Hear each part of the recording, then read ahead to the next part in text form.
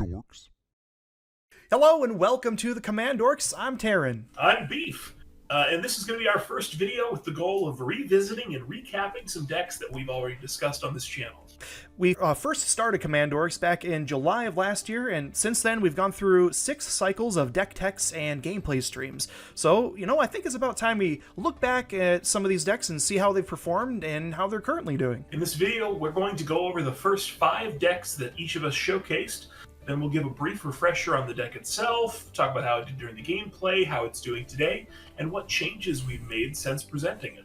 Yes, and a big belief we hold on this channel is that a commander deck is never truly complete. There's always room for improvement, new cards coming down the pipe, new mechanics, and sometimes you come to realize that a certain strategy you were employing just didn't work out quite how you thought. So without further ado, let's start things off by returning to our first cycle in which we presented Doran and Windgrace.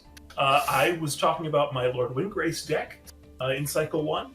How have games gone since the stream? The stream, I believe, one of the games Windgrace won on that stream, and honestly, he's a pretty consistent machine, and games have continued to go well. But I guess I sometimes found myself spinning my wheels in the mid game, and deploying pieces to the board that weren't necessarily actually pushing me towards the end.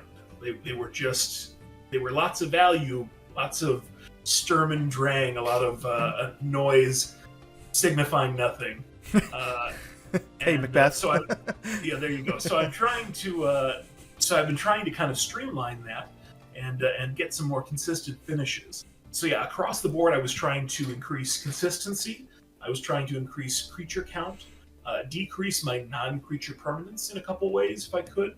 And I was also trying to kind of improve my early game mana curve so that I was ramping a little earlier in my mana curve and getting Windgrace out a little cleaner, a little sooner. So this one had a number of changes to the deck list. Looks like a grand total of, I made 11 swaps. Wow. Yeah. Way more than I had for Doran. But for Windgrace, some of the cards that I cut, in no particular order, I cut a Faithless Looting. I still don't hate the card, but it's I kind of found that it was already something that I was doing more consistently with my commander, and so for sure committing a card to it didn't really that makes sense. Add a ton to my kind of redundant strategy. I cut Unleash the Inferno. I like the card.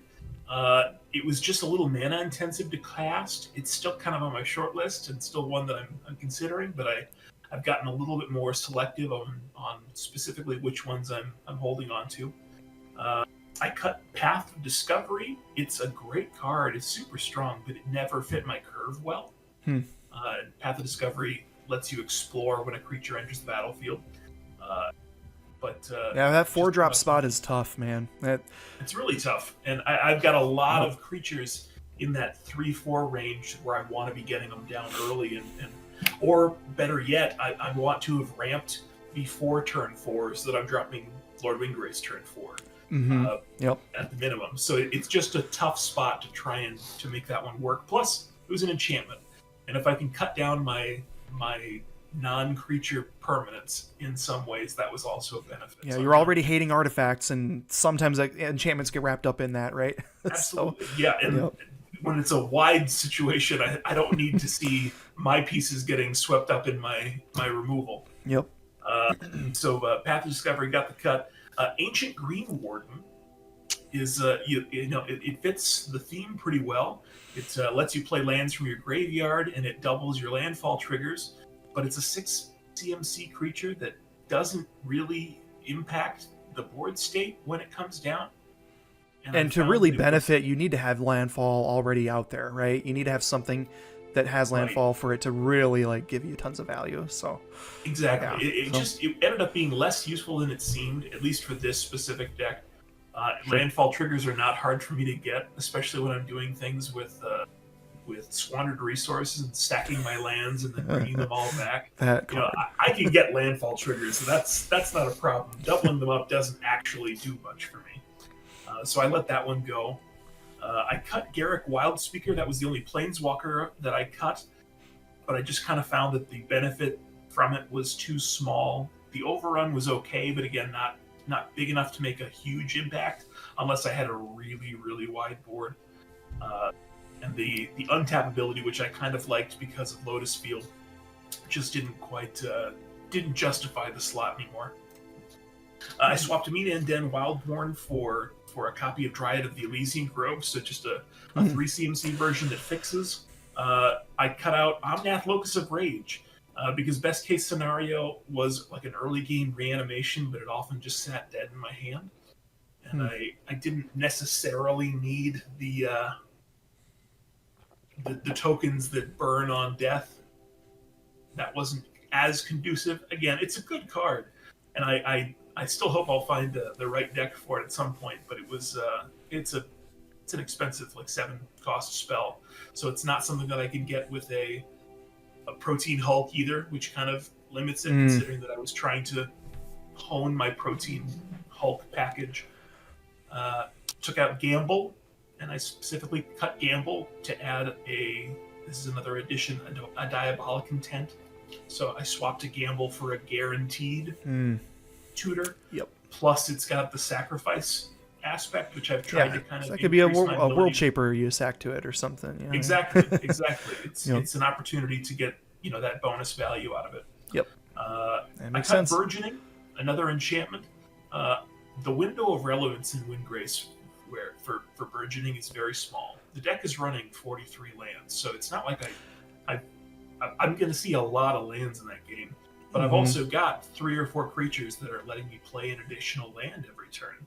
So there are very rare situations where I find myself with a glut of lands between turns.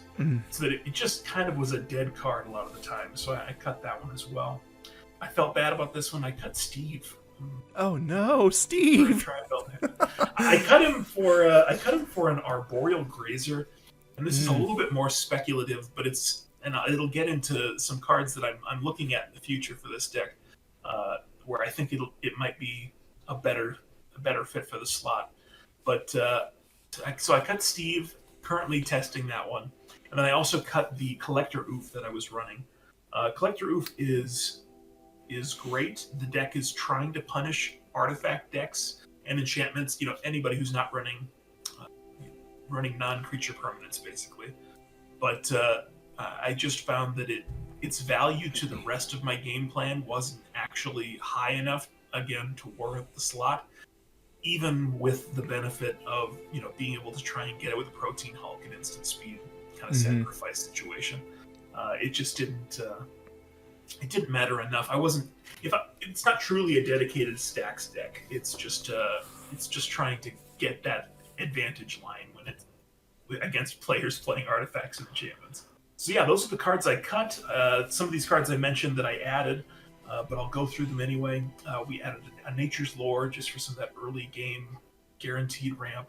I added a Manglehorn, which is a great removal piece on a creature that also makes artifacts come into play tapped as long as it's on the board. Well, it's basically a Collector Roof as well, then, right? Effectively, it's Collector Hoof that actually removes a problem in a way.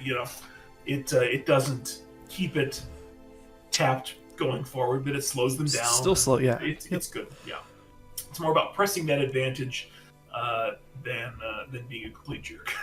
I had a Canker Bloom as well, another removal piece on a body. With an added benefit, that I can sack it also to proliferate. So if I find myself in a position where one of my planeswalkers is real close, I can just set up a perfect moment to blow everything up with Windgrace. Or just proliferate your plant tokens that you got from your Avenger of Zendikar, That too. Just buff them up even more. I added Ashaya, Soul of the Wild.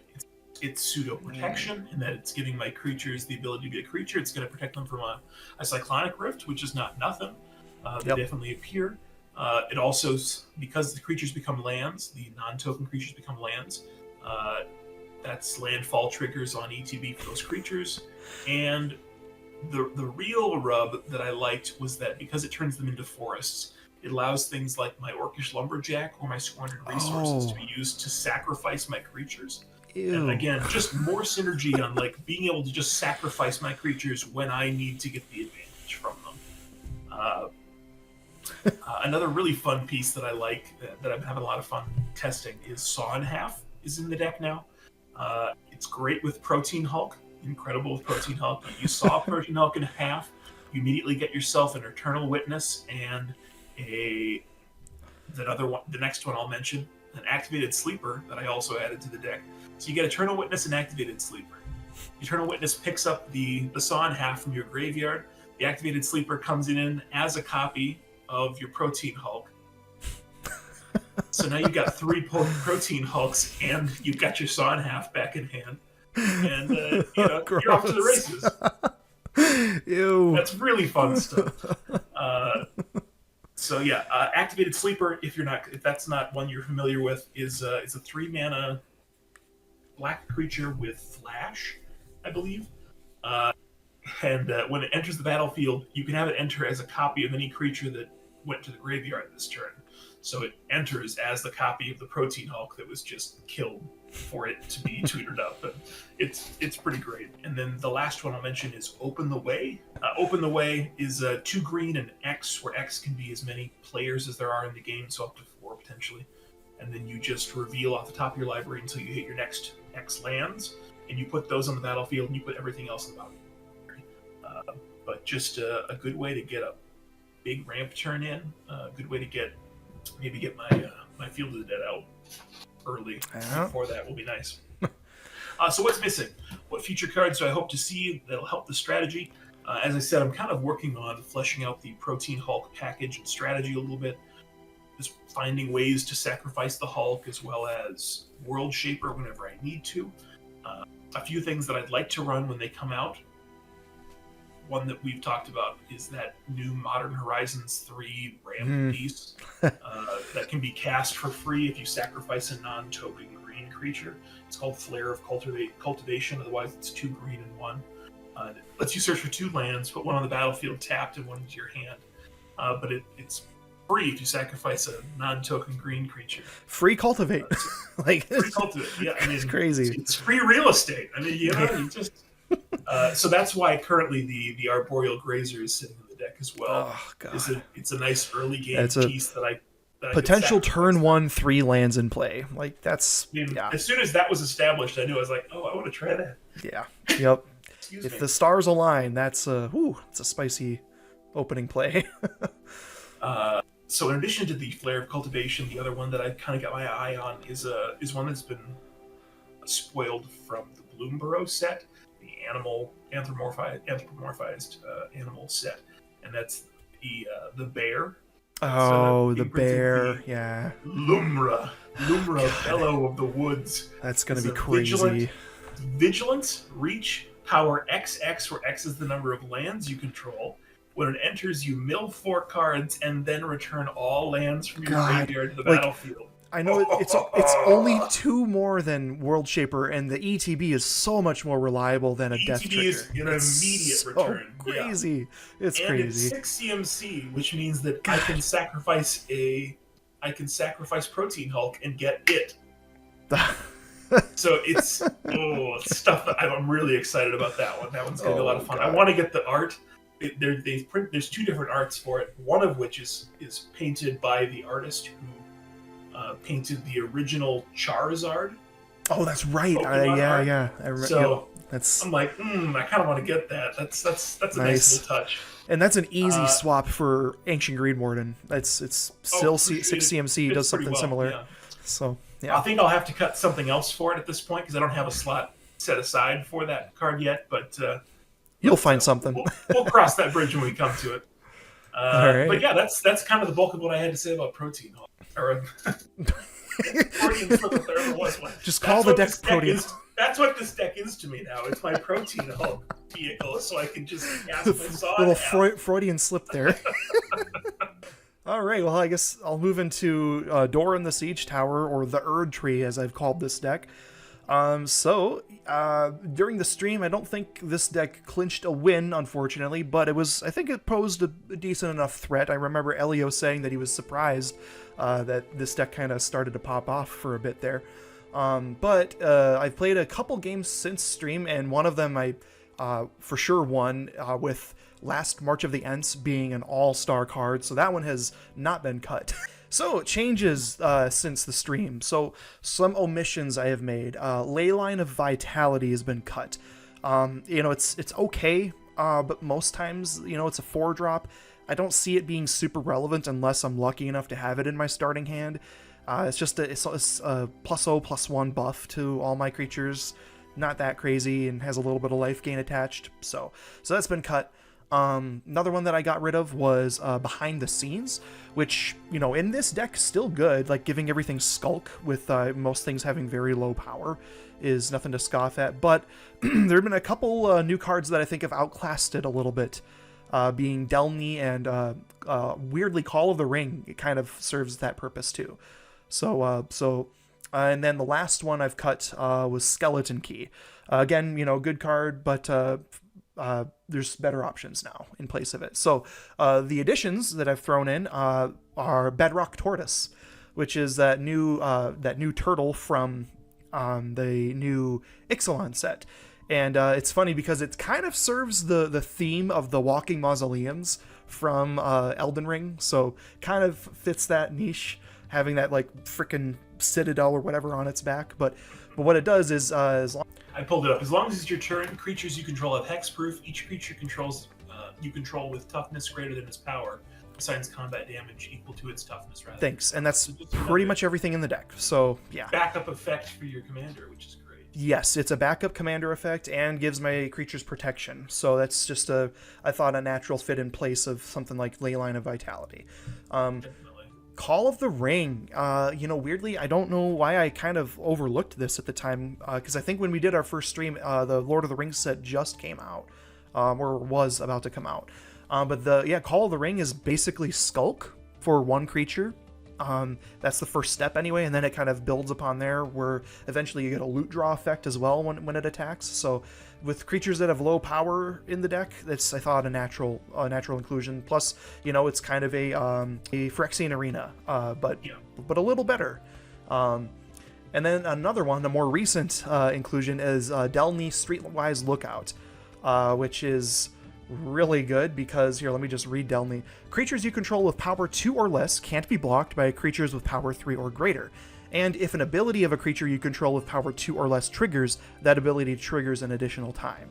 So this paired with the likes of Shadrix Silverquill, or Auron Frostfang, or Rasad, has a lot of potential, I think, in just getting that extra value, plus providing a little bit of evasion for my low-power creatures. So, those are the only changes. I haven't made a ton to this one, as much as you might otherwise think. But I guess the things that I would still like to see down the road would be more ways, more like take the initiative sort of effects that synergize with having high toughness. That would be nice to see. I think more things like Rasad would be awesome.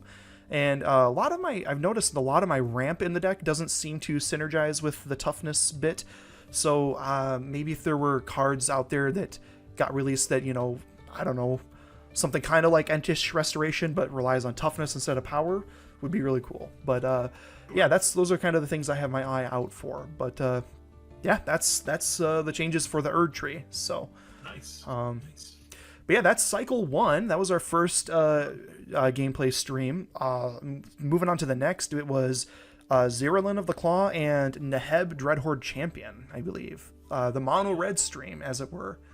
I'll just dive in. Why not? All right, sounds good. So, this deck is done okay since stream. I've played it probably a handful of times at least, but it does tend to struggle to keep up with other fast decks if I don't have my early ramp. So that's a lot of the changes I've made, is I've slotted in some more early ramp pieces than I had before.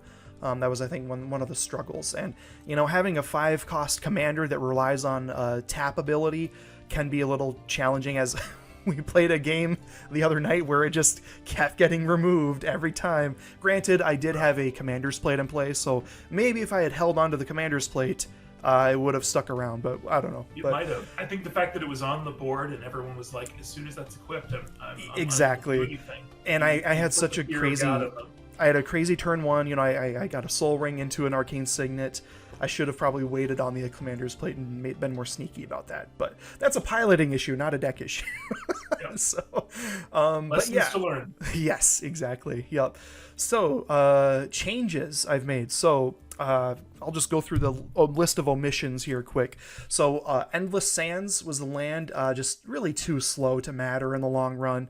I got rid of Nyx's Lotus, surprisingly, which is still a great ramp piece, but, I mean, dragons I cheat out with Zirilan are not guaranteed to stick around to make the devotion matter. So, I thought I gave that one the axe, just because. That makes sense. Vanquisher's Banner, again, because I'm cheating the dragons on, ideally, the casting them trigger isn't going to pay off as much as probably any other deck it would for.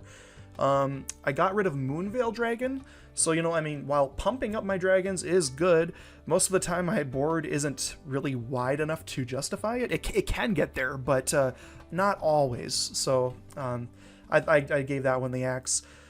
Steel Hellkite is another one I got rid of.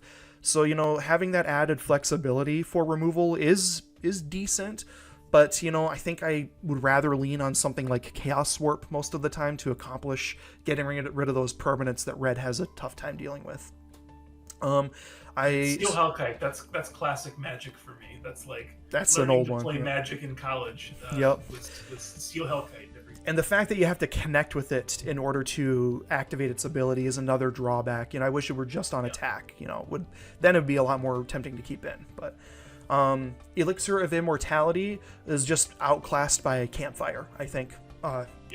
Campfire just does what it does better. It, recycles your graveyard into your deck and puts Commander in your hand. Great. Panharmonicon was outclassed by Roaming Throne for at least Kindred decks. Roaming Throne is just, so good. And then this was a tough one for me to get rid of, but I did give Inferno of the Star Mounts the boot. It's just a little too inconsistent and heavily reliant on me having rituals to achieve that 20 damage trigger by pumping its power to 20. So, the can't be countered port is nice, but if I'm cheating dragons into play, that's a little irrelevant. So, yeah. Okay, so what have I thrown into the deck in place of all this stuff? Some just great monocolor things. Scepter of Eternal Glory, which is what I took out Nyx's Bloom Lotus for. It doesn't give you as much ramp as Nyx's Bloom Lotus has, but it's a bit more consistent. It doesn't enter tapped either. I threw in Liquid Metal Torque. Is just a nice early game ramp piece, and it can also turn an opponent's permanent into an artifact, which synergizes with things like Vandal Blast or Hellkite Tyrant, if I want to steal something.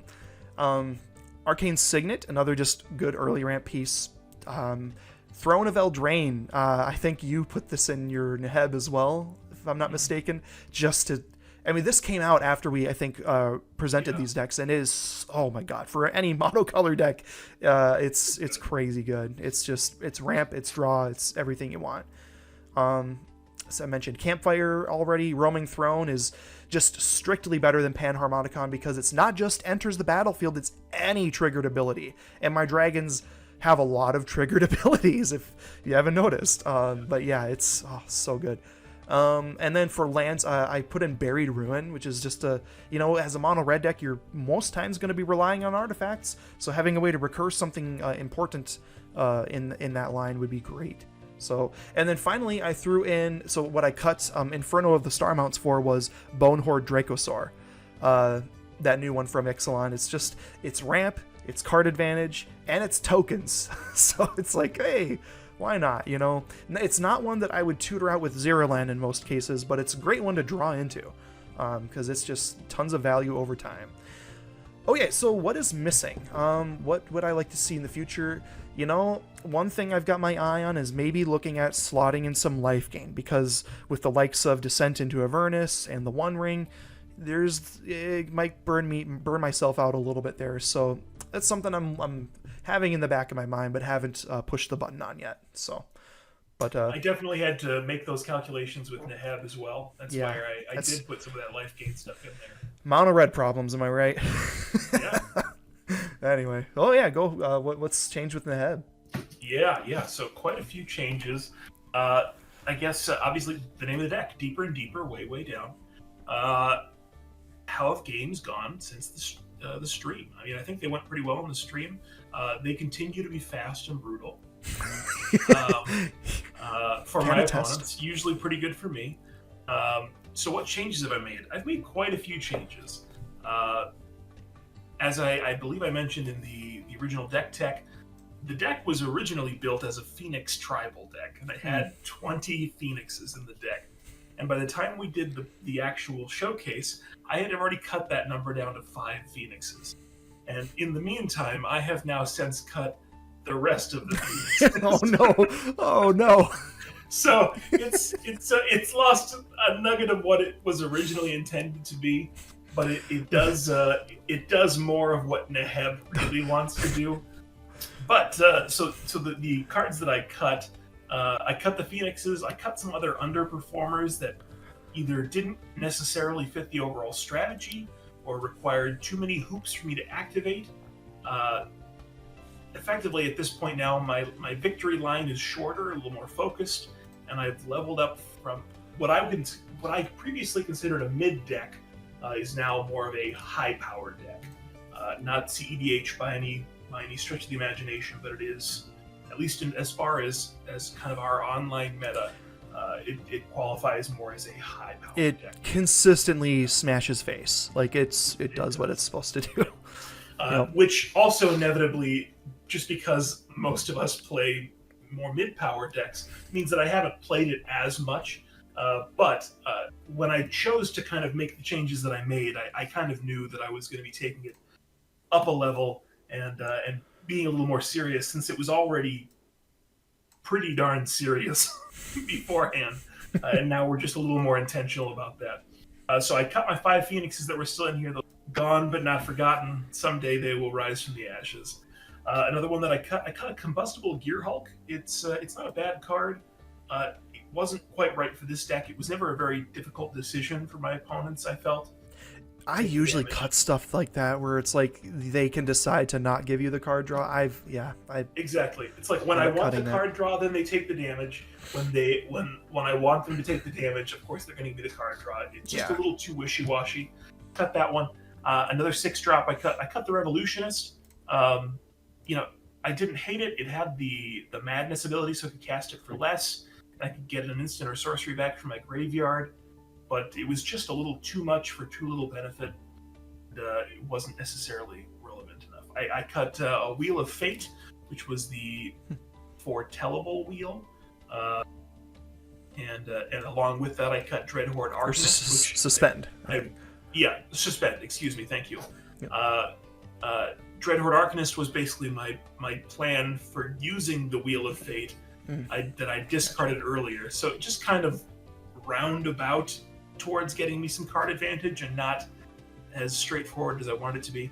Cut a Scare Tiller because I realized that what I was running it for was actually a non-bow and didn't function the way I wanted it to, and so that was pointless. I cut Squee Goblin Nabob. Poor Squee. I cut him because it was... I found that it was just one more thing that I had to remember every turn was to get Squee out of my graveyard. And I didn't want...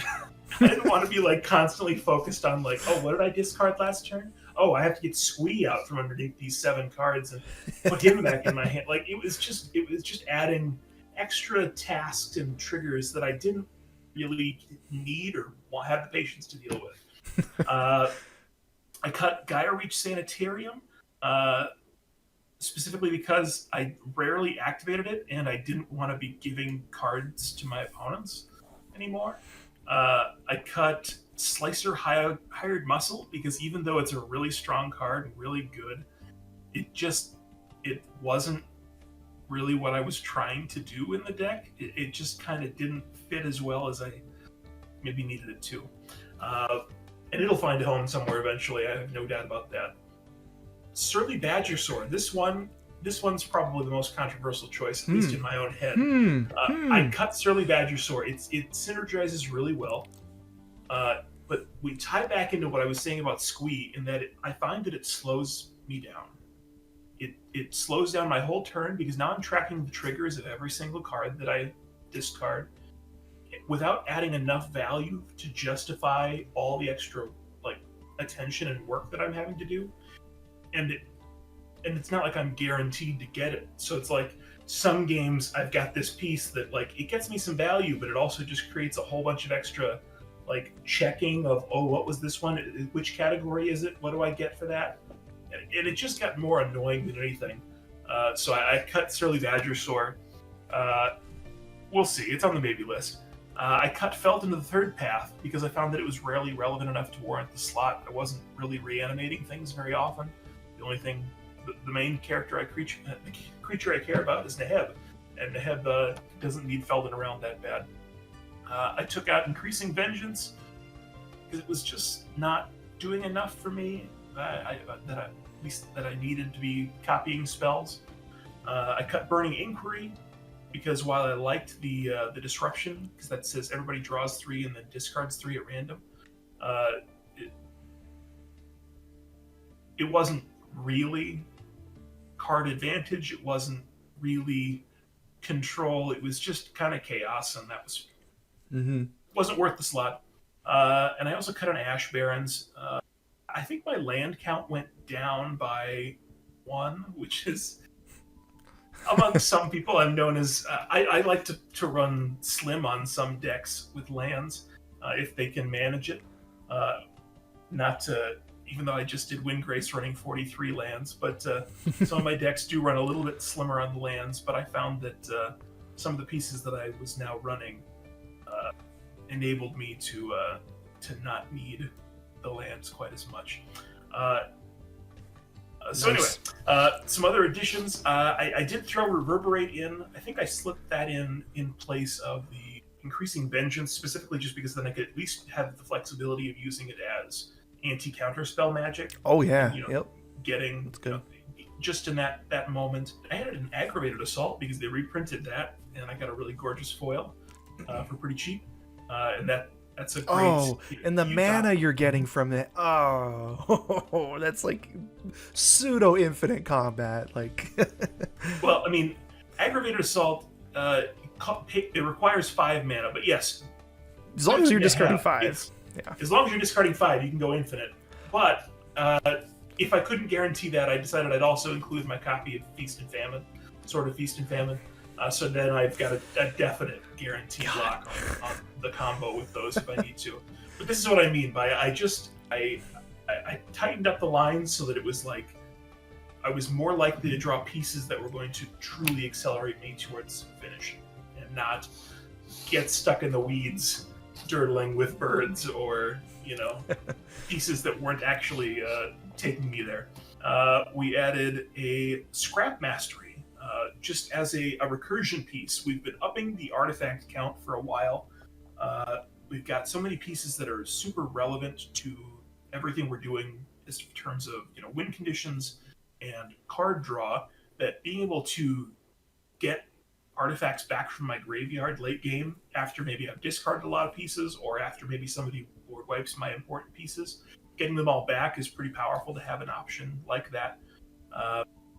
I threw a Valakut Awakening. This might have also taken one of my land slots because it's a land in the back, but it's a self pseudo wheel. That's good. Put cards at the bottom of your library. I had a Brotherhood's End.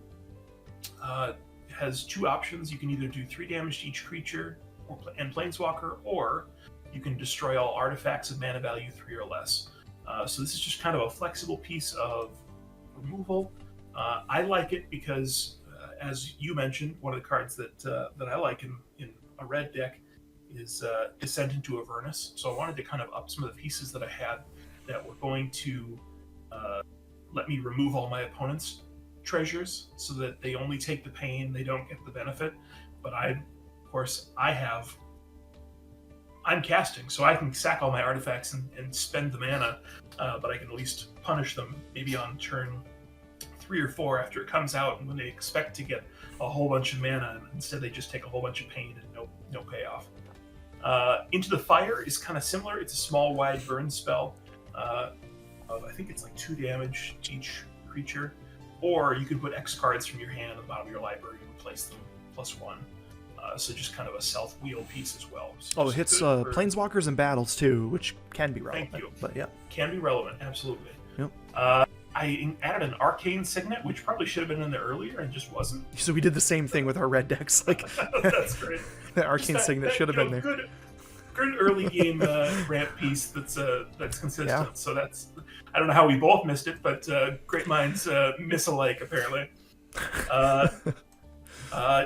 Again, these are not in any particular order, but the next one I wrote down was Underworld Breach because holy cats, that's a great card. Wow. There's a reason it's it's so expensive. I knew that it was popular in CEDH, and I'd really not encountered it much in kind of our casual play. And boy, have I learned my lesson. That is a powerhouse of a card that can get you so much value. Oh yeah. And the fact that what I really didn't understand, it did not compute for me the first time, was that it doesn't exile. When you cast something with an Underworld Breach, it doesn't exile. Goes back to your graveyard. There it is. It goes back to your graveyard. So you just keep casting, so I can start recasting extra combat spells. Jessica's Will, anyone? Yeah, exactly. Yeah. That's just crazy. So that's really good. And you're filling your graveyard with Neheb anyway, so you're going to have plenty of fuel there to do the escape cost. Yeah, absolutely. So. I added a copy of Kedis Emberclaw Familiar. It's a partner. Commander deals damage to a creature to a player. It deals that much damage to each other opponent. So it can really speed up my work. If one of my opponents is wide open and the others have blockers, that doesn't necessarily stop me from burning their life total to the ground at that point. It's very Saskia like. It's super useful and can really catch people off guard, especially if my guy's got double strike or he's gonna take a couple combats. It just adds up so quickly. He can't attack me and I've got 20 life. It's fine. And then I just wham. It's just over and you didn't even get attacked, but you still died. So so Kedis is pretty solid. I also added the flavor twist. I like to keep flavor to a certain degree in my decks. Because I was cutting the Phoenixes, I felt like I needed to maybe do a little bit of an inclusion to keep Minotaurs in there. So I added a sillier piece, a Fellhide Spirit Binder. He's a copy maker. He's a slow copy maker that when he untaps, you can pay 2 and make a copy of a target creature that you control. So he's like a budget, the Kiki-Jiki, like a slower budget Kiki-Jiki. And it's only really relevant because of things like Dockside Extortionist or Combat Celebrant. And having extras of those to take extra combats or make extra treasures, can really set you up for powerful turns. So I kind of like that to add to the deck as well. I put a Bag of Holding in here, which is one that I think if you look at my history of my deck, like going a long ways back, it's one that's like gone in and then come back out. And it's gone back in and it's come back out. It's back in there again because I've come around to the fact that if you're not actively trying to recur things early game, then it doesn't really matter if you're filling up the graveyard for this sort of a deck. So if it's just going into exile and you can get them all back later, and suddenly you've got 10 cards in hand right before you do a big wheel, and you've got extra cards to be discarding and burning. It's pretty strong, pretty strong. Another great piece, really great piece, is Swashbuckler Extraordinaire. It's a 3-drop that when he enters, it makes a treasure, and it also has the ability that you can sacrifice a treasure to give target creature double strike. So it's a recurable double strike giver, considering that I've got other things in the deck that are making treasures. It's pretty easy to find ways to get that regularly. So swapping out, I don't remember exactly what I swapped out, but I've got some pieces that are, flash in the pan instant speed, give a creature double strike. But having something that's just on the board that I can consistently do it more than once is great. Added a Cursed Mirror as well. It's another mana rock for 3 that enters, but it enters until end of turn. I believe it enters as a copy of a target creature on the board. So again, it's a value dockside. it's a value, whatever the case may be. As you mentioned, Throne of Eldraine. Oh god! Holy cow! Yep. What a card! I mean, I've said it before, but red is probably the hardest color to get. true card draw in, and it really has to rely on wheel effects and artifacts. Yep, for the most part. That I find to get its true card draw in. So Throne of Eldraine being a powerhouse monocolor ramp piece, in addition to real card draw, it's the best of both worlds. And I'm already running all the kinds of pieces in this deck that I could ever want to be able to tutor up artifacts or recur artifacts, or it just synergizes super, super well with everything else I'm trying to do here. I added a Brass's Tunnel Grinder. It's like a self-wheel piece on an artifact. So again, sacrificable, recurable, just good piece. Added a Braid. I don't know what I cut for a Braid, but it was just the fact that I wanted that more flexible removal piece. Oh yeah, a Braid's good. Get rid of a creature, get rid of an artifact, whatever the case may be. And then the last one I'll mention that I added, since this also is a good indicator of the fact that the power level went up. I had a proxy lying around of Mana Crypt, so I figured I'd add that to the deck too. Whatever. Yep. You do. So what's still missing? What future cards do I hope to see that'll be in the strategy? I would still really love to get a copy of Deflecting Swat in here, but I haven't really been able to afford one, and I haven't bothered to proxy it. So somewhere down the line, maybe it'll end up in the deck, but it's not in there just yet. But just the no you card. yeah. Well, it's the you should not be messing. You mess with the bull, you get the horns. That's what it says to me. Yeah. So quite a few changes in that one. Yeah, that deck's come a long way. Though my first two decks here, these lists were the longest. I think we talked about that beforehand, but for everybody else who's watching, the next couple rundowns are going to be a lot quicker. But let's get into number 3 to the third. So the deck name was Oh the Humanity, which was of course capturing the moment of the Hindenburg disaster, but the deck is not a disaster, I'll tell you that.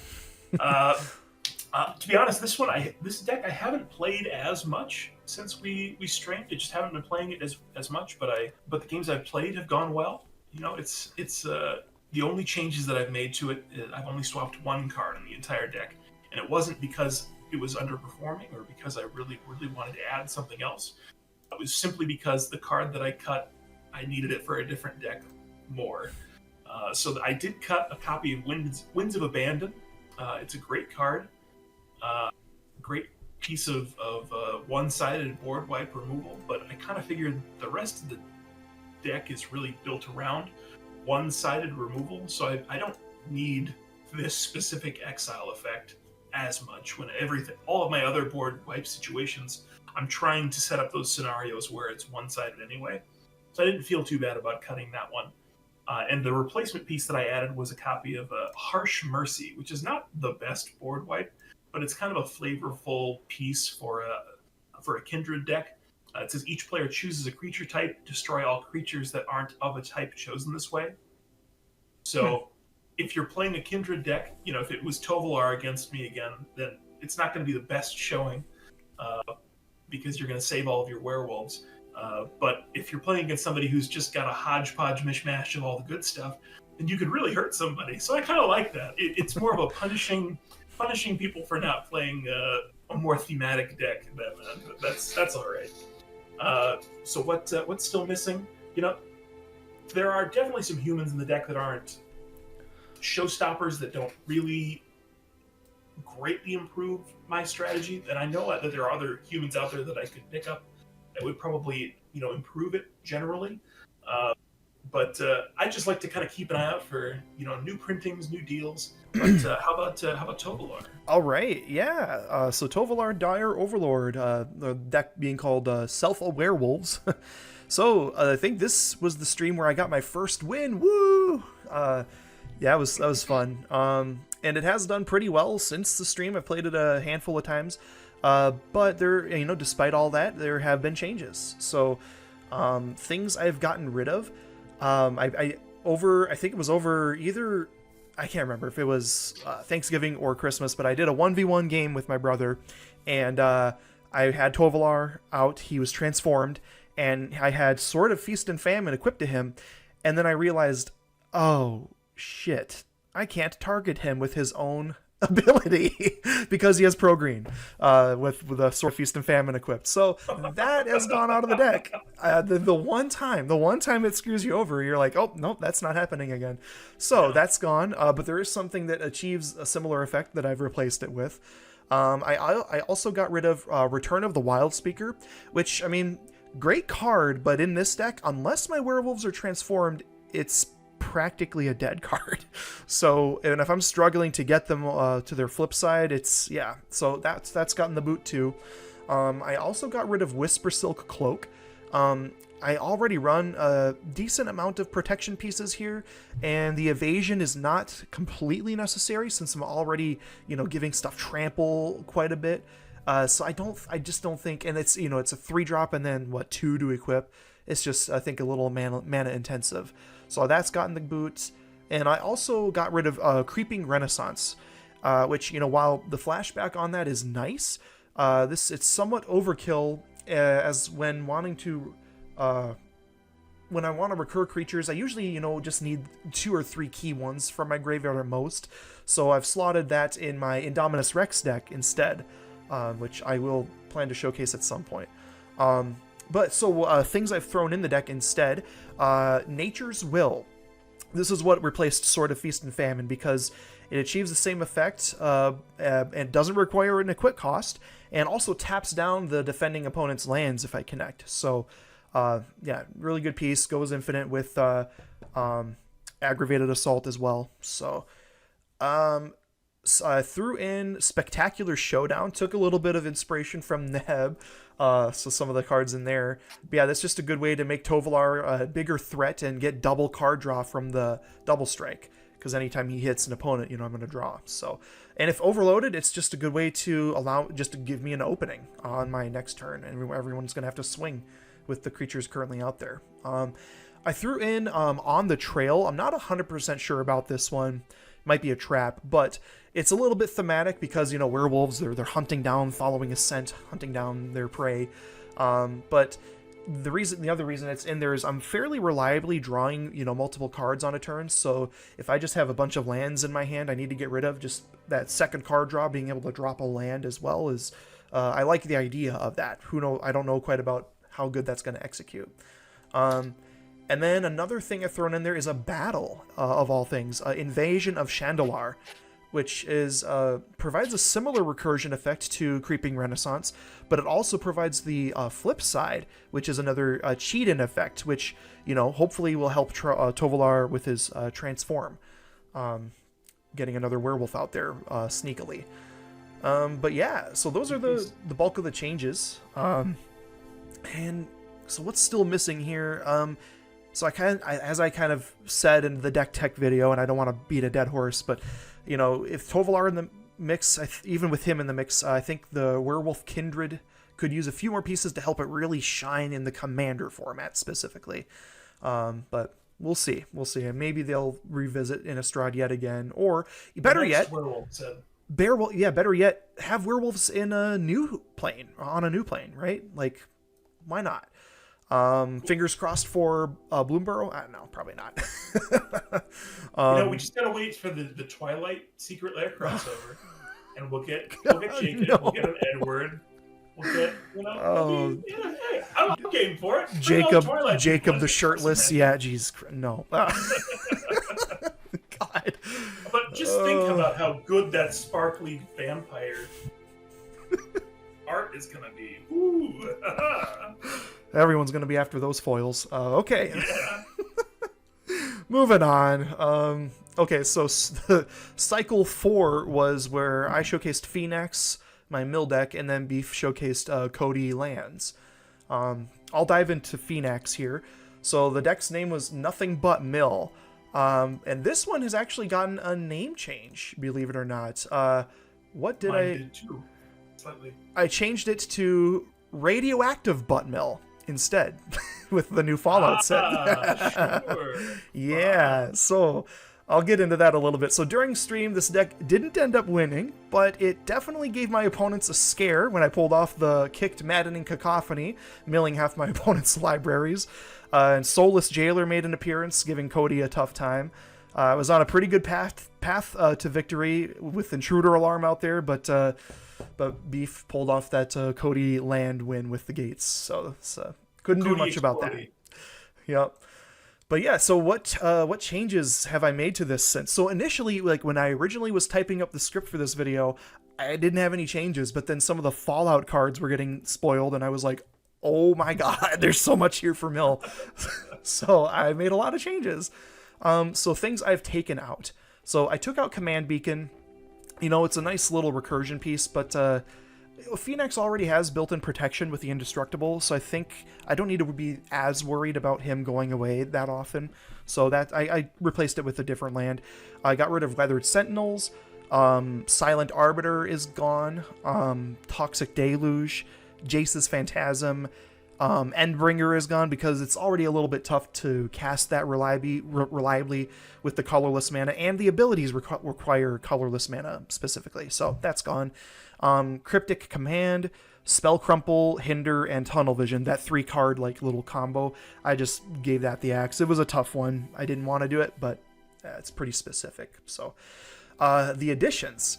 So, with rad counters in the mix, I threw in Karn's Bastion just to kind of be in the background as a way to proliferate. And that's Carol Baskin down at Big Cat Rescue. It was all part of Carol Baskin's plan with Peter, the Carol Baskin. Carol Baskin is so influential that Carol Baskin and Carol Baskin, I consider that bitch to be one of the biggest terrorists in the exotic animal world.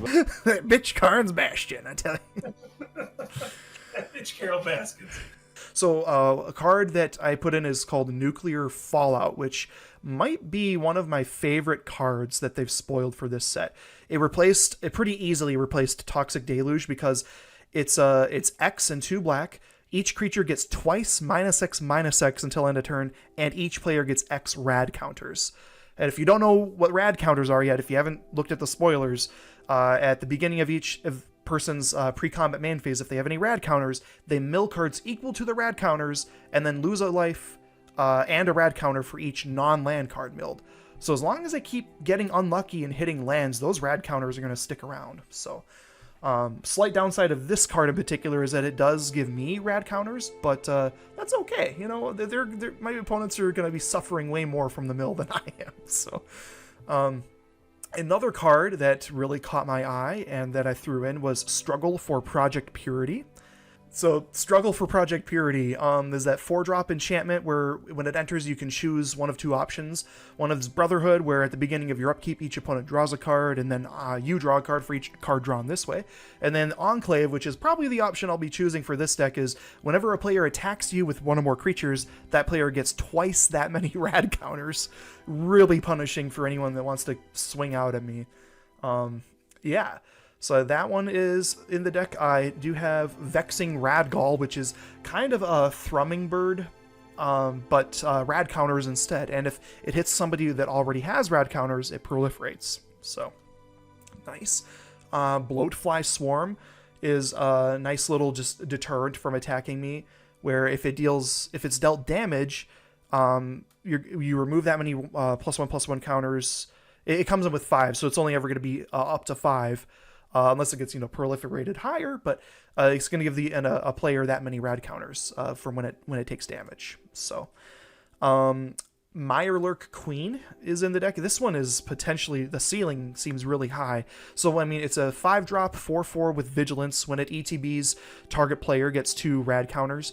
And then whenever 1 or more land cards are milled, draw a card and then put a +1/+1 counter on Mirelurk Queen. This ability only triggers once each turn. But when I am tapping my creatures to mill, I can pretty easily make mill triggers happen on my opponent's turns, which turns this into a pseudo Ristic Study for mill strategies. And it gets bigger too, so it's going to be milling itself with its own toughness. So seems good. Yeah. And then another one that's a really high ceiling is Screeching Scorch Beast. Say that 5 times fast. So it's a 6-drop flying with menace. Whenever it attacks, each player gets 2 rad counters. So granted, this is the one exception where I want to be attacking and not like tapping to mill.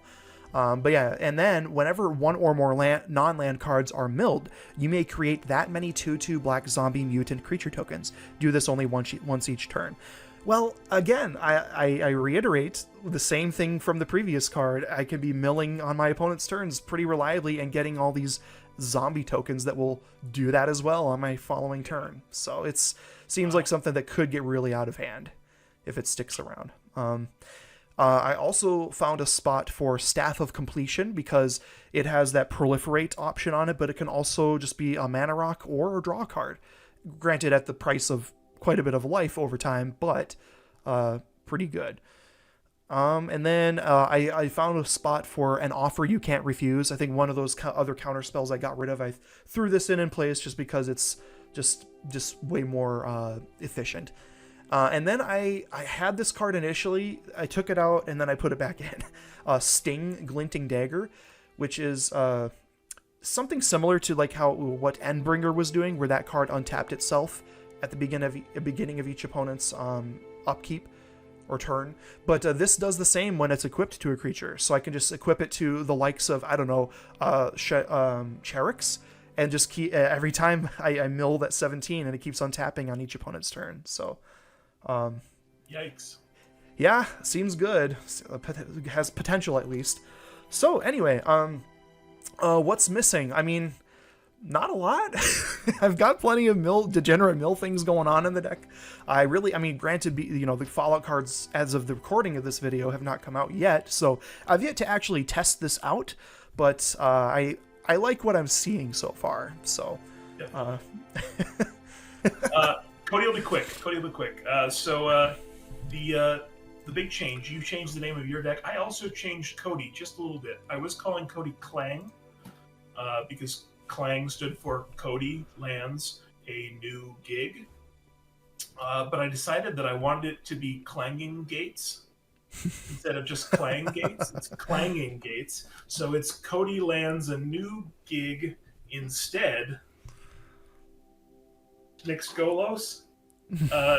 To tell the story of how Codie took over. Codie landed the gig because I nixed Golos when they banned him. So now Clang is clanging, and it is Clanging Gates. So other than adding 3 words for a more satisfying acronym, once again, this deck has a grand total of only 1 swap. Maybe my decks are getting better. I don't know. The omission, the only omission in this one is a card that, much like the last, that I only cut because another deck I was building actually needed it more. So the card I cut was, I cut a Godless Shrine. Look at me again, showing that a deck that I cut a land from. Maybe that's bad advice from me, but Codie is a lands deck. Codie has plenty of pieces that are ramping out lands specifically, and so I didn't really feel bad about cutting a shock land that is in colors that aren't actually something that I need access to consistently, very regularly. And I've played it quite a bit since, and really have not noticed any negative change in the process from cutting my land count down by 1. And what did I add for that slot? What did I get? What did I throw in the deck to use that free spot now? Added a fairly new card. Maybe you've heard of it. It's called Prisoner's Dilemma. Prisoner's Dilemma is a sorcery for 3 and 2 red. So a little bit risky because I try not to put spells in Codie, for the most part, that are less than 5 mana but have more than 2 of a single color of pips. So basically, I can only cast this when I have access to 6 mana in Codie, because Codie himself can't pay for it.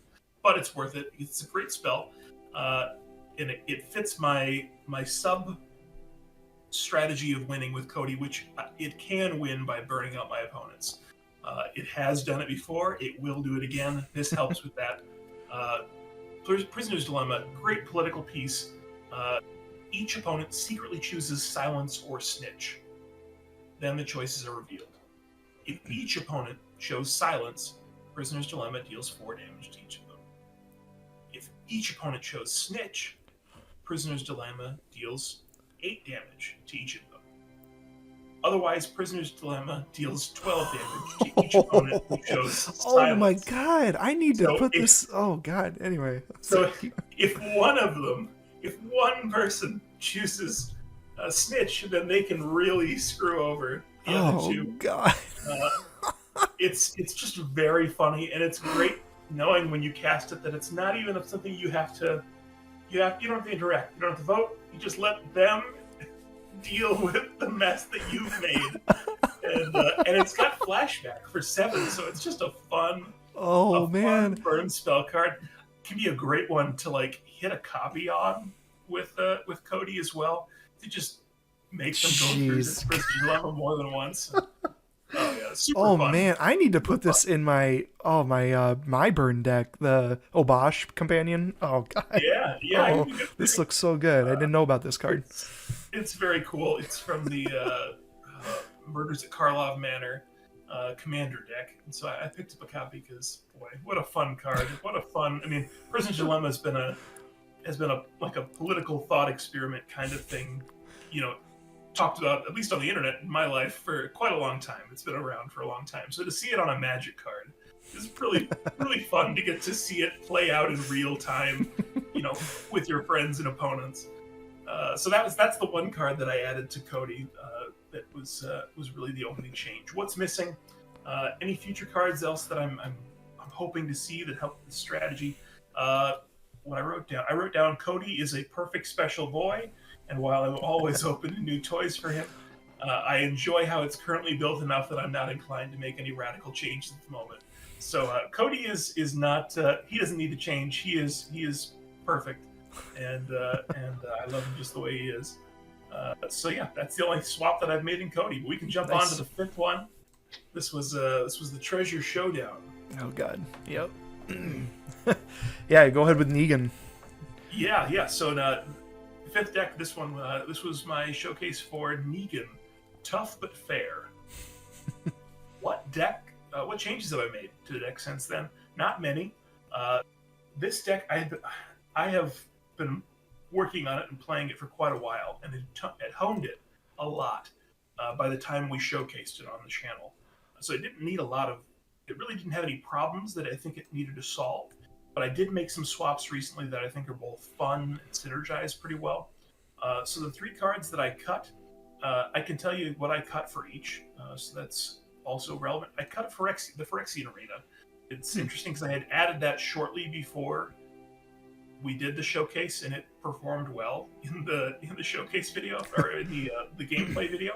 And I cut it only because I saw Morbid Opportunist, and I realized, that's just better. It's a Phyrexian Arena on a creature that can trigger once per turn. A creature has to die. Well, I'm making things die pretty regularly. It's a higher ceiling than Phyrexian Arena, yeah. Exactly. Yep. You can, instead of drawing 1 per turn cycle, it's potentially up to 4 per turn cycle. Yeah. And it doesn't cost you any life either. Plus, it can hold a sword late game. So there's just a lot of reasons that I like, especially in a creature-heavy deck, I like cutting enchantments and artifacts if I can for creatures, just to unify that strategy. I did cut my copy of Vernog, Rider's Chaplain, which is also known as Will the Wise, and I cut that specifically for, we'll get to it. I cut that for something. And then I also cut a Promise of Loyalty. Promise of Loyalty was basically the only remaining board wipe that I had in the deck. Each opponent chooses 1 creature and sacrifices the rest, and then the creatures that they choose can't attack me. So it's a great effect, really powerful. But I found the only time that it was actually relevant in a Negan game is when I was losing. So it would just kind of sit dead in my hand and kind of rot in my hand a lot. Considering the fact that Negan and everything else I'm doing in the deck is able to remove creatures pretty consistently, it just wasn't actually relevant and wasn't going to get me the big payoff that I needed. And I didn't want to have to be in a losing position for it to have relevance. We'll get to our additions here. So, as I said, Morbid Opportunist took the Phyrexian Arena.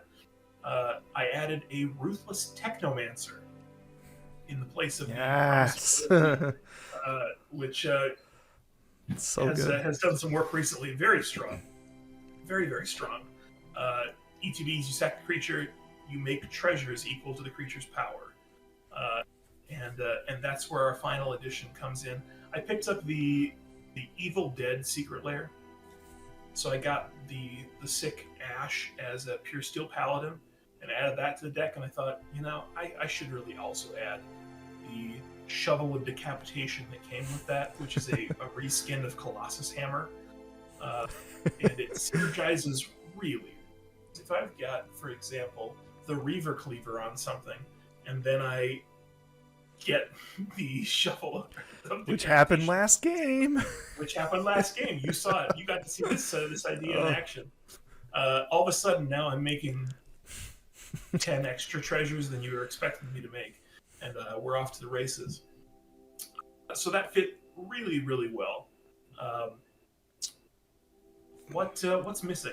As I said, there were only a couple changes here. What's missing? What am I looking for in the future? I'm always on the lookout for new pieces for my Sunforger package. So I'm always looking for instant speed, white and red spells. And the only one that immediately comes to mind is one from the Fallout decks. There's an instant speed for Boros called Inventory Management. Split second, instant speed, split second for each aura and equipment you control. You may attach it to a creature you control. So it's an Arden effect on a spell. Yeah. Yeah. Oh, God, that's so good. And it's better than Arden because Arden says you can put everything onto one.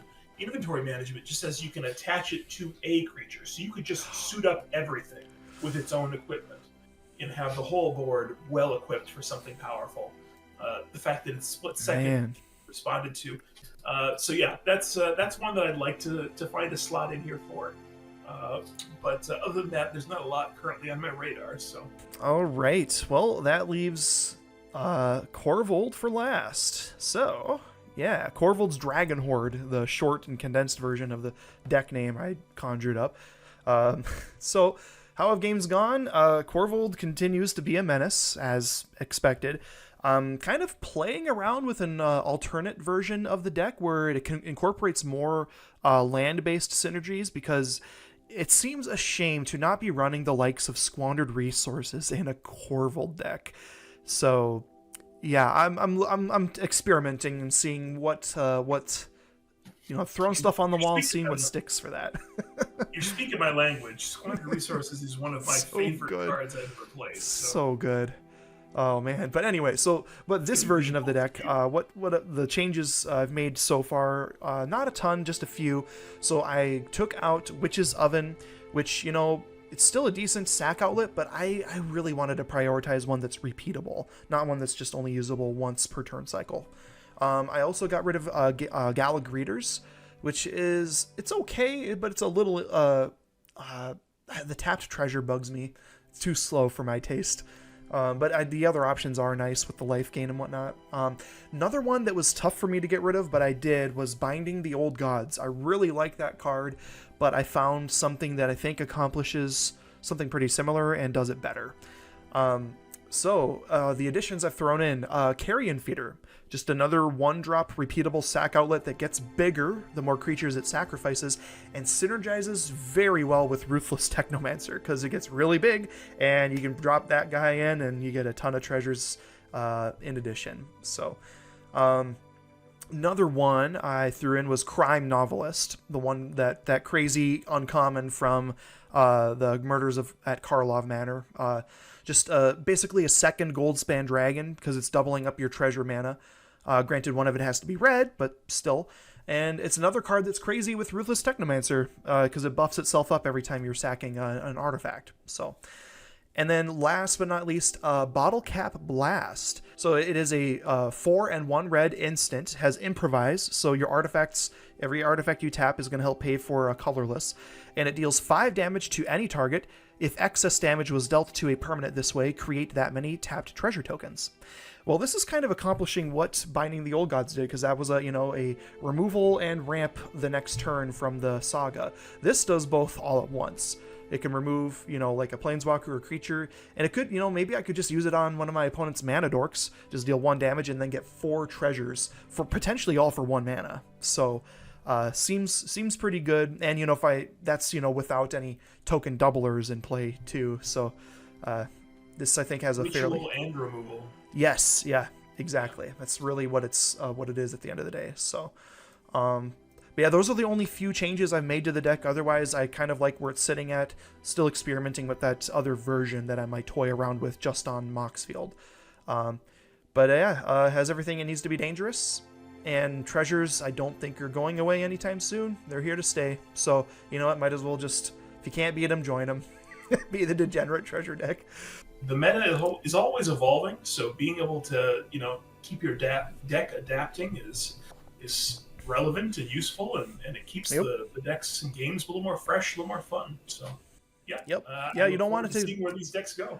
You don't want a deck to go stale, right? Where it's just the same thing and never changes. You just need to shake it up a little bit just to keep you on your toes. So, if you're bored and your opponents, your deck, then you're probably needing to make some changes. If your opponents are really bored of playing against your deck, maybe you need to make some changes. Those kind of things are worth considering. So, yep. All right. Well, cool. So that wraps up the first recap video of Commander decks we've played on this channel. If you enjoy this kind of content, please hit that like button and subscribe. And tell us in the comments what you think about the decks we talked about. Maybe there's some other cards that you think that we should be considering. Or maybe one of us made a terrible decision with change.